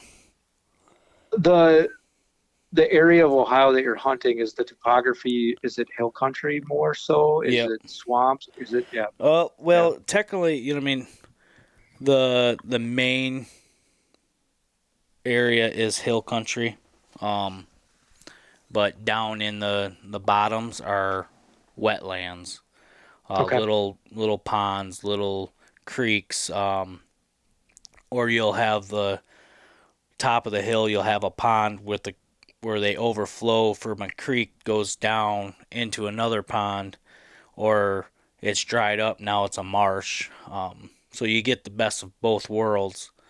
But that being there for 5 years, or hunting there for 5 years, kind of helped us out by learning the wind and the thermals more. And every year we go there, we learn something new. So I'm hoping that we do the same thing when we go to Illinois. We learn something there, because the area that we're picking out there are pretty much in between flat and more hill country too there. Yeah, I mean, you bring up another good example of, you have a group of guys that you hunt with, and obviously there's, I use hunting as well to kind of get away and decompress. I enjoy being out in the woods for a variety of reasons versus just hunting an animal, but sharing that with other like-minded guys, you can raise your hunting IQ a lot when you get that group of like-minded guys or gals that you can go out with, and they kind of have the same goals in mind, because you're learning stuff from their experiences that they're telling you. I have a lot of friends that run trail cameras all summer, so we're sharing pics, and it's not only just getting the eye candy of the deer pic, but I always like to ask why. Well, okay, you got that deer on camera, like, why is he showing up there now? Or what is he doing? Or what is the full story? and not from the extent that I'm trying to get information because I want to go hunt that deer, but from the story of, well, if there's a deer that's moving in that topography, let's say it's hill country and they're moving into some uh, summer food sources, whether it be beans or there's an area, you know, that they have access to different types of foliage that they like to feed on. Like, why is he there and what is he doing? And then what is the prediction of what he's going to be doing come September when the season opens up? How is that book going to change his patterns? Because I learn a lot from that from other hunters Yep. and friends that I have. Um, Well, it's just nice because to then have out, that group to bounce those ideas off, to ask questions, and what do you think this will, I mean, you get 3 guys, 4 guys talking about a certain idea, and then eventually you guys you got a certain plan put together, and it yeah, came from all 3 of you. You know what I mean? yep, We do that. We got a text, group text. It literally goes all year, 365 days, and that's exactly what it is. It's just bouncing ideas from each other. This past Saturday for the youth hunt, we had some issues with some neighbors, so I wanted to go hunt some public, and it was a spot that I was familiar with, and I got a couple bucks on camera for early season here, but I couldn't figure out how to get a 9-year-old up on this oak ridge without, spooking them because they're coming in right at daylight, and couldn't figure it out. Well, eventually I just called Jake and talked with him. Then I called Elvin, talked with him, and eventually I got an idea where to go. And it was pretty much just cutting the deer off, going back into their bedding. hmm But like I said, I had a 9-year-old. We ended up getting set up and everything, and ended up spooking the whole thing out. But we ended up jumping jumping 4 bucks up. They didn't make it quite to the swamp. The clear cut was a little bit thicker than I thought when we got back in there, and they were bedded. They were coming to bed into the clear cut, not the swamp. So little learning phase there, but I took my hat off for my kid because my kid chose that spot, and from the truck it's about 2.2 miles back. So, yeah, but yeah, it's fun. I mean, it's fun doing that. I've got one buddy that's relatively new to bow hunting. I actually was able to be hunting with him when we were on public land. Uh, this was, I want to say it's probably 4 years ago now, but when he killed his first buck, we both set up mobile on the edge of this little bedding point. It was a super windy day, and I stuck him, like, we were kind of side by side each other in these 2 smaller trees, and he's a little bit bigger guy. He's like, "Are you sure we're gonna go up to these trees?" I'm like, "Yeah, you'll be all right." The wind's blowing, and we're both kind of going like this. And yeah, he ended up. I think we have that video on the channel too. It's okay, back. It's on there as well. But yeah, it's just cool to experience that. And he had this huge epiphany because he's like, he knew where the bedding area was. And he knew where the potential movement was from, and to have this buck initially, a deer came in and sprinted through, and it kind of wrapped around us. There was a big hill ridge behind us, so it was like bedding, a kind of a small staging flat, and then a large significant sloped hill that was behind us, and we were just on the edge of when it was starting to flatten out, and that wind was blowing pretty much straight out of the bedding, but it was like 25-mile-an-hour winds. And there might have been a little bit of luck involved, but that buck came up and through, and he actually wrapped around us on the back side, like on the high side of us. But he didn't catch our wind, and he dropped right back down. And as he was going back to the bedding area, I mean, my friend Rob had like a 12-yard shot, and he whacked him, and that was his first buck with a bow. But it was in a mobile setup, on public land. It was pretty cool. It was cool to experience that with him. And now, he's off and running on his own, and he's got a couple spots that he's been monitoring all summer, and he's got bucks bucks coming in there, so I'm excited because he was on one bigger one. It was probably like a 150 or a 160 last year, late in the year, Mm-hmm. and the buck kind of disappeared on him. And so now, that buck hasn't seen that buck around in the area this summer, but he's starting to put all the pieces together about how he should hunt it. And it's a mixture of like a river bottom area that has some swamp, and there is an oak flat in there. So he should have some Mm-hmm. action come Well, this first week, and that's what's fun.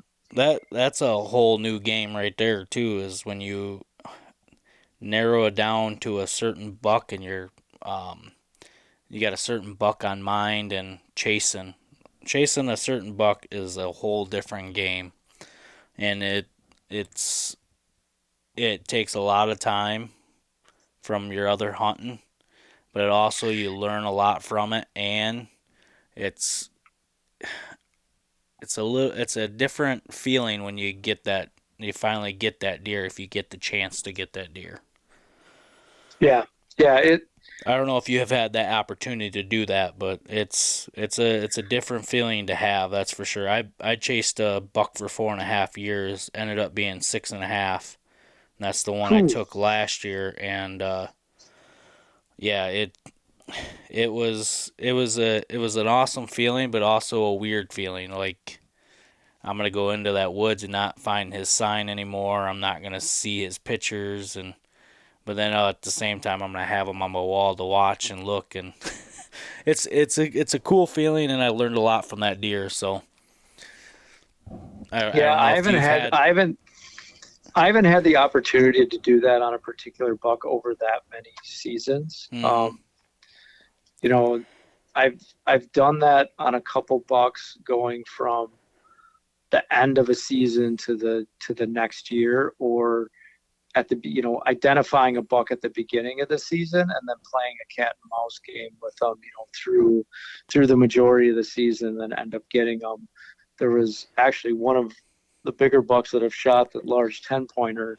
Um, that particular buck was similar because we had tracks, we had some trail cam pictures, we had an idea of where we thought he was bedding to the north, and we had taken one swing at bat because it's this big 2-mile walk to get up to this specific point on this oak island where you have to hunt the bedding area, and we like to go in there and hunt it once in the pre-rut and then get back there again in the rut. And I ended up getting that buck on October 31st, and everything kind of played out. The week before, he showed up about a 1/4 mile south on the trail camera that we have that says a crow flies. It's like straight south from where this large, expansive, like cattail mixed with red brush bedding area is now. And we didn't know that area as well as we do now. Now I've walked it so many times in the winter months and looked at all the little adjacent pockets and islands that I'm much more, I guess, understanding and comfortable with how deer potentially move in and out of there. Mm-hmm. And we've put some cameras there at different times of the year to kind of observe that. But that particular hunt, it was just like, I can't believe this all came together because, the wind shifted direction from wind coming out of the north. It was southwest, so it was a perfect wind. It was, I had younger deer come out of the bedding area earlier in that hunt, which again paved the way for potentially how he was going to come out of there, and just right at, he followed that same pattern, almost right at last light, the last possible light. I heard him grunt. I heard the cattails moving, and it's just that great sound of slosh, slosh, slosh, slosh, Mm-hmm. and he, you know, but I feel like here, I mean, it's a time factor. I mean, the guys that I know that track a deer, like you just said, Yep. season over season, man, they put in the time, Yep. and they deserve it.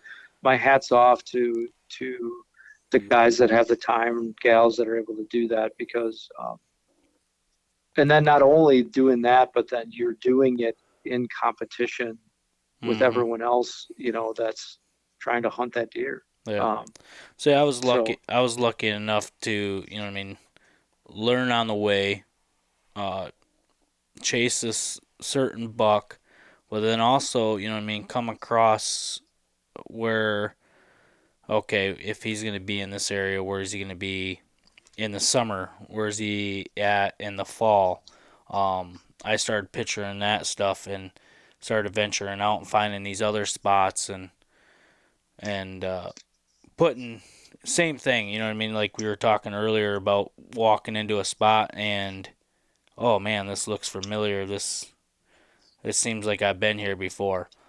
Uh, right. while I was chasing that deer, I had that feeling at another spot. Ended up taking a big 10 point that 2020, the same year I was chasing that my big 8 for the first time. So, and then last year I also came across a 9 point, 2 9s while chasing my big 8. That became I didn't know it had a little kicker on the front. So Hmm. it ended up being a 9 point, not an 8. But I ended up taking a rifle buck too that was 3.5 years old, that I had in the clear cut that I shot my 2020 buck in. But I wouldn't have came across Nice. those 2 bucks without chasing the one. You know what I mean? So it's like a learning phase. It was a good 4.5 years. That's all I have to say for learning experience to. Have you found in some of these areas, and maybe this is an obvious question, but if based on your observations, that if you shoot a mature buck out of a general area or a bedding area, are you finding that that buck's being replaced? Like other mature animals are moving into that area So because of the unique features that it has. so this was a topic on. We had a. I don't know if you guys. I'm gonna assume you guys have them too, but we had a meeting that we normally do. We try to do it once a month, and Hmm. that was one of our topics at the end after all our business and stuff. We got that out of the way, and then we started talking about deer hunting and stuff, and that was one of our topics. Was that exact same question? So we've had both. So my buck that I just shot last year, I ended up, so let's just say early season scouting last year. I figured out how I'm going to do it, how I'm going to attack, my strategy, and then I got my execution plan already out. Everything's ready to go. I put cameras up early. So in this area, I got my 2 big 9s. I got a bunch of 8 points, Hmm. and my cousin Jake ended up seeing that my buck, or the buck that I shot, I shouldn't say my buck, but my target buck that I was going for, 3 miles south of where my setup was. I wasn't too worried about it, but come October, about that October 15th, October 20th range, I ended up getting him on camera for the first time, and all those bucks disappeared. I never got another footage of another buck in that swamp. And then the Sure. second I shot him, it wasn't a week later, I started getting more bucks on camera. Yeah. The only other buck I had was that 9 point I shot in rifle season, or let's just say 4 days prior to shooting the big one. That was the only other buck I had him, and I still think he was crossing the river that I was hunting, just because of the hot doe that big one was on, because it was like literally in the same 4 days that I ended up shooting those 2 bucks together. But to get on the other subject, Jake, he ended up having this big buck that we talked about previously in a lot of our other podcasts back in the day, and a couple YouTube. We had this big drop time buck in our area, probably 160, 170 inch deer. and he ended up dying at old age. DNR had him at 13 years. Holy cow. Yeah. Somebody ended up finding him like in February with his horn still on and everything. And Jake still to the day still goes in that same area, right up to where he had daylight pictures of him going into his bedding, coming out, and he's had cameras in there for the last 3-4 years, and not another big buck in that area. A couple little ones, but nothing big. Huh. So we have had the situation back and forth. We talked for almost 2 hours that one night, just talking back and forth. That buck that I shot in 2020, I've had two other big bucks in the last couple years in that same area, same runway, same bedding area, everything. So we've seen it both ways. Yeah, I do think there's something to, preserving how you hunt an area. And it might even be, we were talking about access earlier, like switching up your access. Mm-hmm. Just for the simple fact that I think even when you're hunting mobile and you know how to slip in and slip out sometimes, that these deer start patterning you if that's done in an area year after year after year. Obviously, yep. Pressure can trump all, and if people find out about a specific area that's holding mature deer, and then you get a lot of a variety of different types of pressure and different types of hunting style, it can kind of soil that area or screw it up. But yep. Then, those displaced deer are going somewhere. And I think looking at it through the lens of, okay, spend some time scouting people and where people are now going and pressuring, and then look on the flip side of that to say, well, where would these deer be going, and adjusting to where the pressure is not or where the people aren't going. Mm-hmm. That often opens you up to some of these new opportunities or these little niches that are overlooked. That's one of our strategies when we go into a spot, is right off the top, number one strategy is where's the pressure going to be. And that's always in the back, especially here in Michigan. We got, the pressures went down quite a bit in the last, I'd say, 4 to 5 years, but the pressure's still there. So that's one of our strategies. How's this pressure going to help us, and how do we? So if the pressure's coming in from the south or the north or the west, well, I need to do this then. Or this is my access point, and then. I was making jokes at the show because everyone was saying, well, yeah, we don't have that many big bucks here in Michigan. And then they're like, but let me show you these trail cam pictures. And then they would show me like 5 giant bucks. And then the next person would come up and like, yeah, mm-hmm. deer population is kind of low, but let me show you these trail cam pictures. So I started making jokes. I was like, well, I don't know. After seeing all these people's trail cam pictures, I don't know if there's I think there's a lot of big bucks. Mm-hmm. Yeah.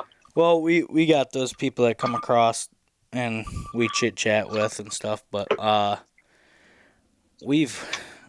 there's at camp for our rifle season, we got between 12 and 14 guys that are in and out of camp.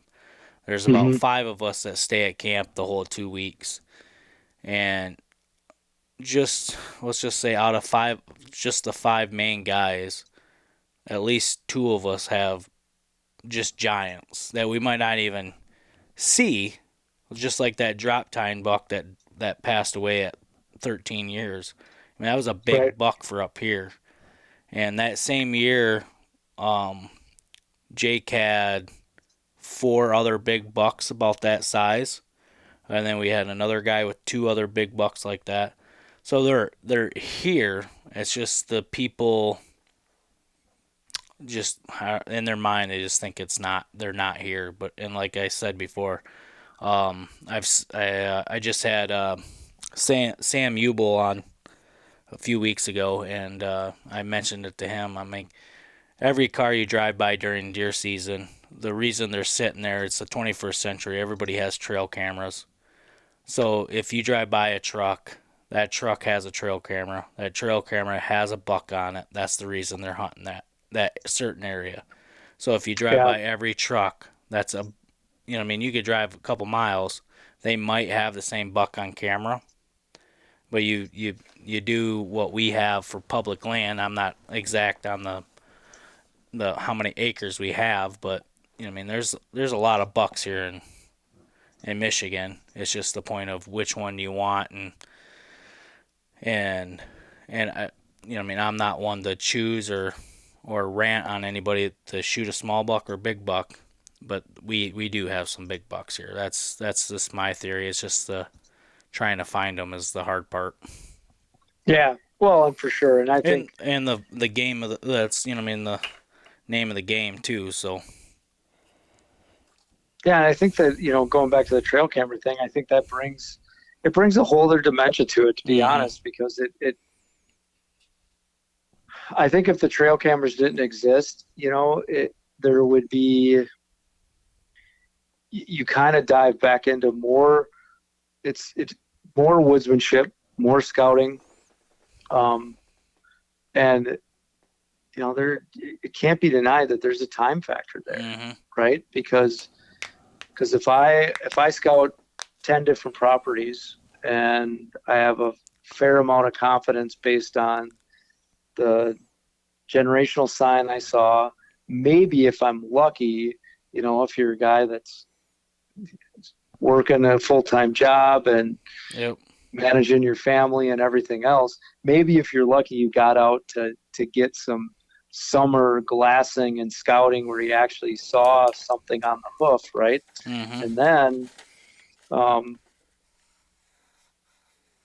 and then you're going to try to put that into action. It's like, well, trail cameras they can make that a lot more efficient. yep. Um, And to come but down to it, you know, I mean, that's one of the reasons I use mine. I don't have a lot of time to. I got the weekends, and mhm. sometimes just one day a weekend to go out and get ready and scout. So those Yeah, trail cameras do come in handy. yeah, one of the things I've tried to do, and it's my job allows me to do this, is just to, I try to work out with my vacation where, the family summer vacation happens at a specific time of the year, and then I save up more vacation time for the fall. And then I'll try to do a lot of my hunts, midweek or in the middle of the week, just to try to ease some of that pressure of what happens on, the weekends. Now, hmm obviously, weather and that right time and right wind sort of trump all that. The time of the year, the wind, the weather. If I need to be out somewhere, then you have to make that move. But um, definitely, if you can get out during the midweek when other people are working and take advantage of some of those less pressured times, that's super helpful. Um, No, yeah, I agree on that one for sure. Um, One of the reasons, that, you know, what I mean, we got a deer camp coming up here in October with a good group of guys, and um, I planned it out with the woman, and we're I got a football game still going on. The boys starts wrestling practice, so it's mhm. it kind of worked out. You know what I mean? Because the area that we're gonna be having camp and stuff is just down the road from where the football game is. But I got it to work out. But it's just trying to find that balance is the key factor, I guess, to make everything go around. I guess, but Oh yeah, for sure. Like I hmm know, I may my daughter might need a ride back up to school in the next couple weekends here, and it's like, well, let's see. Um, there's some really good hunting about 3 hours north of here, and I know I could hit a couple spots if I get her up there and drop her off at this time, and then I make my way back down through. Um, it's double bonus. I get to spend, a 3 hour car ride with my Mm-hmm. daughter, and then on the way back down, I can hit a couple spots that I haven't hunted in a while, and hit some brand new spots. That'll kind of force me outside of my comfort zone. So yeah, I think just thinking about that stuff differently too Yeah. um, helps Well, makes the season more fun. um, we got the youth season this past weekend, and I got my kid, and um, it's a win-win. My boy ended up taking a doe, uh, and we were allowed. He's allowed to take doe, and then he also got a buck tag. Hmm. He passed on a couple small bucks. I was really proud on that one. And then I let him. I told him, I said, on the last evening, they only get 2 days. They get a Saturday and a Sunday to do this. And I said, well, on Sunday evening, if a big doe comes in, I'll let you take it. And we ended up doing that. And we come home, and the girlfriend's new to the. We're just new. We finally moved in the whole 9 yards and stuff, and we got kids. And so I got 3 kids in the house with her, and she's like, "Well, that's awesome that he got his deer and stuff, and it's a couple weeks before your season." I said, "Well, in my mind, season just started." So, Yeah. you know what I mean? Youth season it's like a click, a light switch in my head. You know what I mean? That's when season. I got 3 more weeks, and it's season coming up, and we got that deer camp the first weekend here coming up. I think it's the first weekend or a couple weekends into October, and we got the Illinois coming up. So I think this we're gonna go into this bow camp as a what's a good way to put it, like a practice run. So I'm Sure. gonna I'm gonna pick a new spot that I haven't hunted here in Michigan. That's kind of close to camp, and I'm still getting my mobile set up. Um, so right now I just got hawk sticks and a tree stand. Trying to see if I'm gonna be able to afford some new stuff here, Well, I but it's know a a guy that can help you out with some new nice gear. You should. I know that's one of the reasons I went down to that, drove 3.5 hours in the mobile expo there to check it out. Tell the truth, I never stood on a um, sa- on a saddle thing at all when I was down there. I was there for 3 hours, but yeah, we're taking that weekend. We're gonna pick a couple spots on the map and kind of go and scout a new area and try to get on deer. Our goal is to take a couple does that during that camp time and enjoy the company. But and my goal is to figure out my setup, my mobile setup, what works, what doesn't work. Hike in. I got a certain, um, I guess, a certain depth that I want to go into the woods. That way, I'm kind of prepared for the walk and the weight on my back type thing. Um, so the setup that I have right now is a little heavy. Sure. So I'm just trying to prepare my mind and everything ready for it, and that's going to be a good 4 day weekend with like I said, some good company and stuff. And Dan Infault was lucky enough to come up last year and hang out with that same group. So Oh, nice. I don't. Did you come up with them guys last year? When they came up, is that when they did the live podcast at like the bar restaurant place? I'm Because not that. sure. I know they camped with Kevin from the Deer Hunter podcast there. Oh, yeah. Yep. I Yeah, I didn't know wasn't if up you there were for that one. okay. Okay. Yeah. Yeah, so we're gonna go over there with them guys and hang out with them. Nice. It's sometime in October. It's kind of a they're gonna tell us when and where, and that's how they're doing it. So be a good opportunity to hang out with a bunch of good guys and stuff. And we got a certain kind of goal. I got a goal that I have in mind, and Elvin and Jake do too. And then we just added a team member to our group. His name's Ashton Burns. So we got a 4-man group this year, and it's going to be pretty cool. So on that note, Mario, I think I'm gonna close it out, and hopefully you guys got everything on YouTube, and you guys got everything on Facebook and everything. Is there anything else where they can find your gear, Mario? Yeah, all our gear is available online at huntingbeastgear.com. You know, we're on Facebook, we're on Instagram, Hunting Beast Gear. Obviously, the Hunting Beast YouTube channel, as well as the Hunting Beast Facebook forums. There's the Hunting Beast Facebook forum members, which branches off of the Hunting Beast website, where there's a lot of good mobile hunting content talked about and just deer hunting strategies. So, yeah, you can find our gear out there. We got plenty of stands and sticks in stock right now. So if you're still trying to make a decision on a setup for anyone that's out there, I think you'll be really happy with it. It's all made in the USA, and it was built by guys that are just regular guys that like doing what you guys do. Mm-hmm. Yeah, that's one thing that I noticed. You had the Latitude guys right next to you, and then you had the Hunting Beast, and you guys had just enough amount guys. I think same with the Latitude guys, but I think you guys had enough guys where I don't think anybody that walked by wasn't able to talk to somebody about it. You know what I mean? Sure. So Yeah. that's one of the things I liked. You know what I mean? It was you could literally talk about, have questions, ask questions.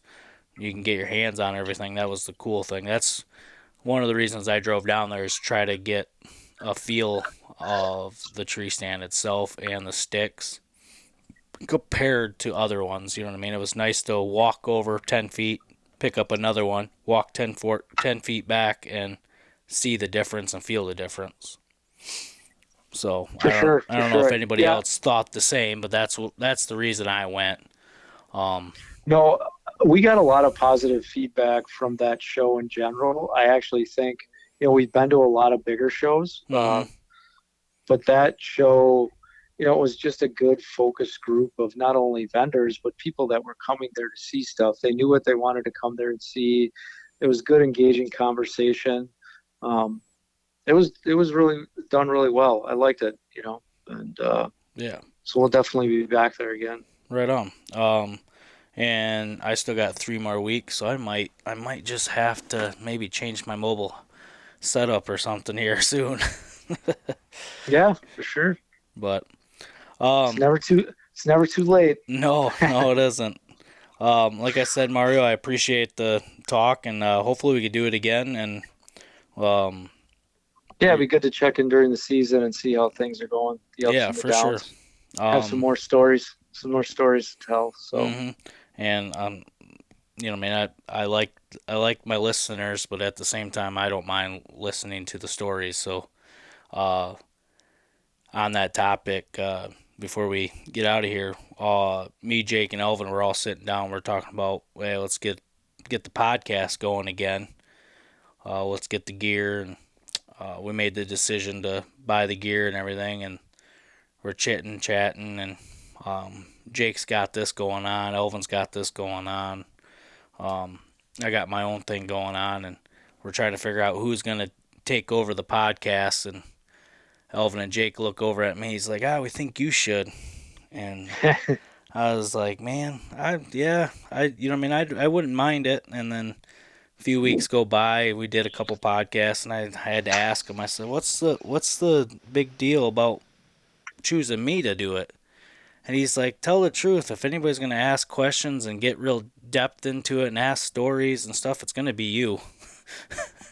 So that's what got me started on the whole podcast. And sure. I had Sam Ubel and now you on and a few other guys and Jeff Dole.